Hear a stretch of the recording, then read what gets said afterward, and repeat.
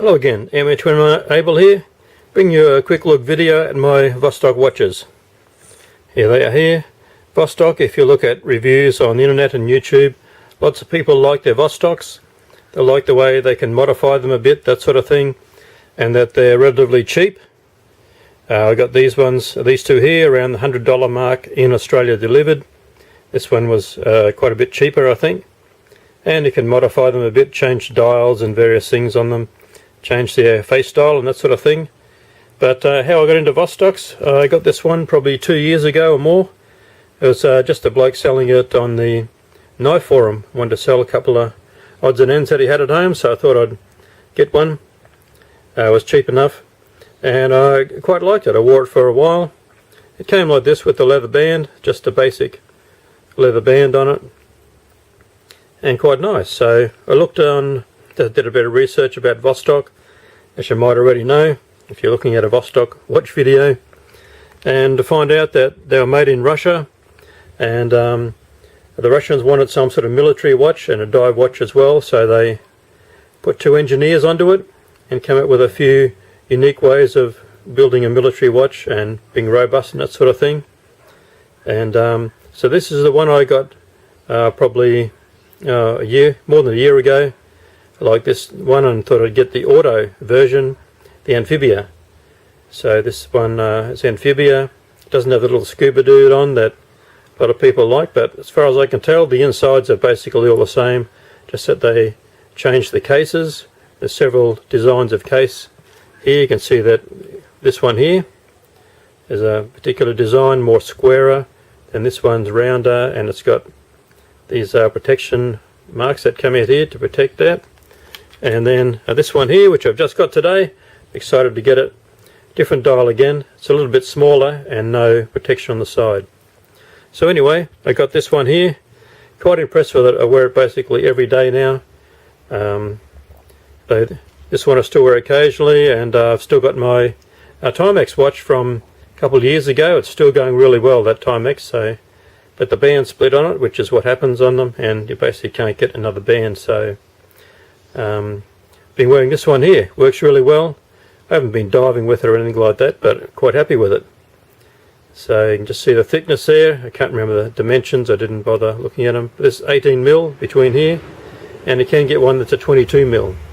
So I think this one here's, yeah, this one is 22, so you can see, should I see there if I got it lined up right, that's a little bit wider in there. That seems to be the two band size, or lug size as they call it, and this new one I've got also 18mm here, but the actual case is a bit smaller in diameter. I think this one's about 41mm I measured, this one's about 38mm.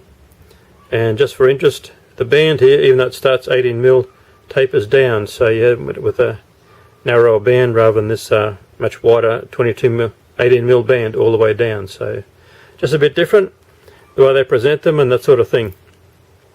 So a few weeks ago, around Christmas time, I was just browsing and looking at some things on eBay and whatever, and I saw this one here with the green dial and with the date down the bottom. So I thought, yeah, that looks cool, why not buy myself a bit of a Christmas present or late Christmas present and get another Vostok, why not? And I saw the date here, looks a little bit different. That's the problem. Probably my only criticism with the Vostok so far is this date window is quite small and the numbers are should be in bolder, so they stand out. They're easy enough to read as such, but to me, if it was a little bit bigger and the number, if it's a bit shiny, you can't really read it, and it's reflecting. If that was a little bit in bold, it'd be really good, easy to read. And the only other comment, as some other people comment, is the luminescence on here.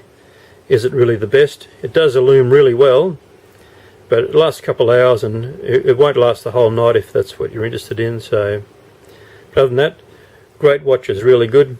This one is a different dial on. They do rotate both ways. And this one here's got the red, just the red marks around there for the dial and the others, and this one has a couple of numbers, so it's got the 15, 30, 45 and some incremental marks around there. So slightly different cases, got. As I pointed out, this one's got the protecting shoulders on the dial for your winder here. This one doesn't. One of the other interesting features here that some people comment is that these Vostoks, you just unwind that and actually wind it up, even though it's an auto. Apparently not all the cheaper made manual watches have a wind feature. And you'll notice that some people comment that it's not a good design, that this wobbles around, but that was deliberately made like that, apparently to give some protection against the pin that goes back inside there, so you can bump that and not sort of bend the pin. And then you pull it out the next click. There it goes. And then you can wind the hands. Now to change the date, you wind it around until the date will change at 12. You wind it back till around the 8:30 mark, and then wind it forward again, wind it back to 8:30 mark, and you can change the date. So it's a little bit different apparently to some other watches. And then wind it up tight so it seals down inside there. It's right to go. I don't think I mentioned another design feature on these that some other watches don't have, is that this is a ring around here. The whole thing doesn't actually turn, and it's located by this locating pin down there and up in there. I think you can see it better on this one. Yeah, see, there's a locating pin just up in there, one down at the bottom there. See it just in there. So that means that your backing goes on, the seal is in, the backing goes on, and then the ring locks around the outside and pushes down on it like that. So apparently some other watches the whole screw back screws in, which is okay and not okay, just a different way of doing it. And similarly with this face here, some sort of acrylic here which can flex. It is a bit scratch prone. I've got a couple scratches on this one. Don't know if you can see them or not, but apparently they can polish out okay, so if you're really pedantic about that, you can polish them out.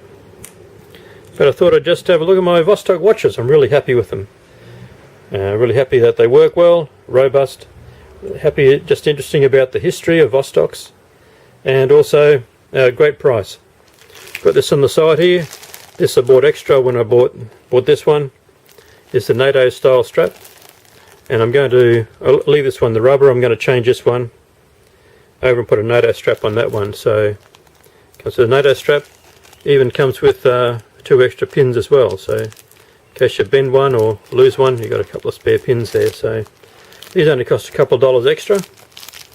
And ordering off the Russian website, you can order different bands. You can order another leather band, you can order other things as well. So pretty good.